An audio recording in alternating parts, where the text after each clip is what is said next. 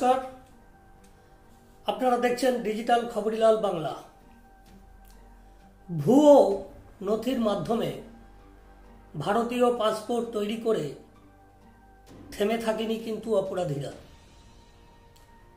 সেই পাসপোর্ট ব্যবহার করে দেশের তিনটি আন্তর্জাতিক বিমানবন্দর থেকে বিদেশ সফরও করেছে এই অনুপ্রবেশকারীরা।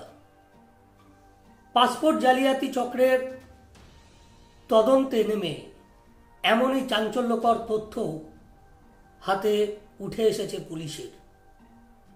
এখনো পর্যন্ত এমন 40 জন অনুপ্রবেশকারী সম্পর্কে তথ্য সংগ্রহ করেছে লালবাজার শহরে। পাসপোর্ট জালিয়াতি চক্রের তদন্তে নেমে একের পর এক চাঞ্চল্যকর তথ্য পুলিশের হাতে উঠে এসেছে ইতিমধ্যেই।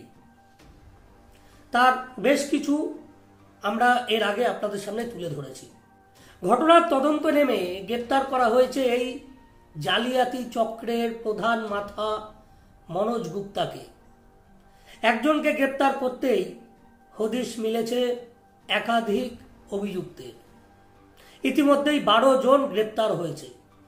তদন্তকারীদের ধারণা ছিল এই জালিয়াতির নেপথ্যে থাকতে পারেন পাসপোর্ট সেবা কেন্দ্রের ভেরিফাইং এবং গ্র্যাটিং অফিসারদের একটা অংশ।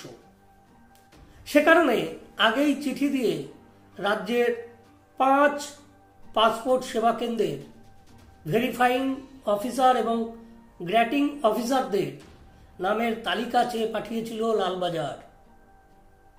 কিন্তু পরবর্তীতে দেখা গেল স্ক্যানারে চলে আসে 2 ডিভিশনের 5 থানার ভেরিফিকেশন অফিসাররা, অর্থাৎ ভেরিফিকেশনের দায়িত্বে থাকা পুলিশ কর্মীরা। শুধু তাই নয়, তদন্তে জানা যায় ভুয়ো নথি দিয়ে পাসপোর্ট তৈরি করতে নাকি ভাড়া করা হতো ব্যাংক অ্যাকাউন্ট। ভাবতে পারেন, একটি অ্যাকাউন্ট ব্যবহার করে 10টির বেশি পাসপোর্টের আবেদন করা হয়েছে। আর এবার জানা যাচ্ছে সেই ভুয়ো পাসপোর্ট ব্যবহার করে বিদেশে গিয়েছে অন্তত 40 জন অনুপ্রবেশকারী। তদন্তকারীদের দাবি, এইসব ভুয়ো পাসপোর্ট ব্যবহার করে কলকাতা, দিল্লি এবং মুম্বাই আন্তর্জাতিক বিমানবন্দর ব্যবহার করে বিদেশ গিয়েছিল অনুপ্রবেশকারীরা, যাদের ভিসা ও টিকিটের ব্যবস্থা করে দিয়েছিল এই মনোজ গুপ্তা চক্রের পান্ডা।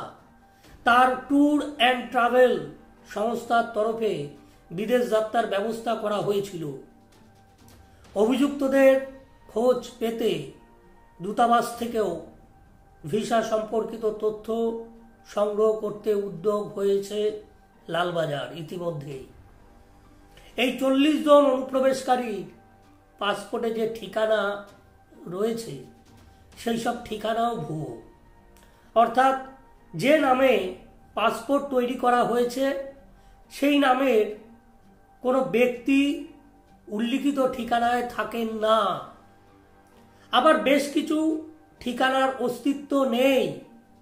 কারা কারা ভুয়ো পাসপোর্ট নিয়ে বিদেশ সফরে গিয়েছে তাদের সন্ধান পেতেই এবার কোমর বেঁধে নামল তাই লালবাজারের তদন্তকারী আধিকারিকেরা। বুঝতে পারছেন তো যে এই জাল পাসপোর্টের শিকড় ঠিক কত দূর পর্যন্ত বিস্তৃত। ভাবুন, আপনাদের বারবার বলছি সতর্ক হন। আপনাদের সতর্ক করাই আমাদের প্রধান এবং একমাত্র লক্ষ্য। সেই কারণেই এই ভিডিও আমরা বানাই, আপনাদের সামনে তুলে ধরি বিভিন্ন তথ্য। আপনারা একটু সজাগ হন, সতর্ক হন। ভালো থাকবেন। নমস্কার।